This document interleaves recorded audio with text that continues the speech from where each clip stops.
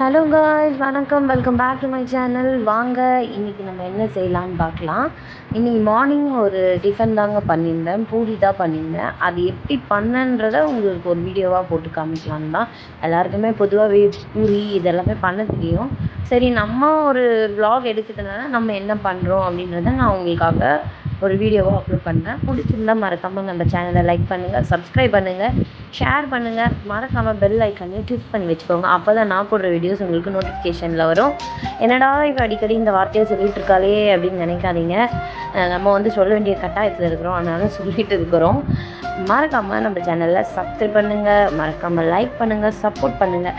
இப்போது பூரி நல்லாவே திரட்டியாச்சு. திரட்டி சின்ன சின்ன பீஸுகள். நிறைய பேருக்கு வந்து அந்த கிண்ணத்துலலாம் அளவு எடுத்துலாம் பண்ணுவாங்க.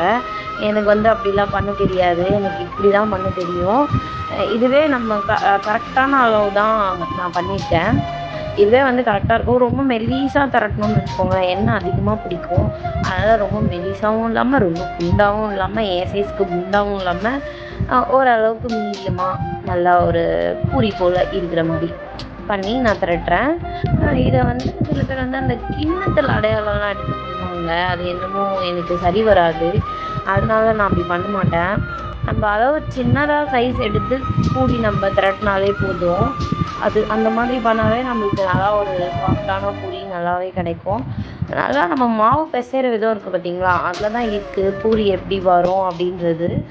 பட் ஆனால் வந்து நம்ம பூரி ஃபஸ்ட்டு மார்னிங் எழுந்தோன்ன பூரி செய்யணும் அப்படின்னு ஒரு ஐடியா தோன்றதே வந்து ஒரு மனசுக்கு ஒரு இதுவாக தான் இருக்கும். எப்படி சொல்கிறேன்னா, பூரியா அப்படின்னு வீட்டில் இருக்கவங்க எல்லாருமே நல்லா விரும்பி சாப்பிடுவாங்க.